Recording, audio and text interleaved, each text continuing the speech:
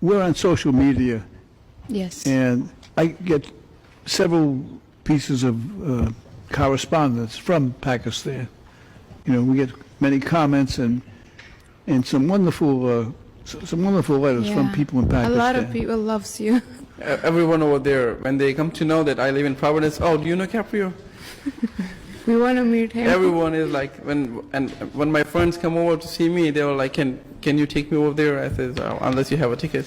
Well, we hear so many good things about Pakistan, you know. A lot of good things, yeah. So you must miss it. What do you miss most about being home? Food. The food? Are you originally from Oklahoma? No, I born in Pakistan and then I grew up there. How long have you been in the States? More than 10 years. Yeah. You still think of your home country? Yeah. Your family there? Yeah. You know, we're on social media, Yes. and I get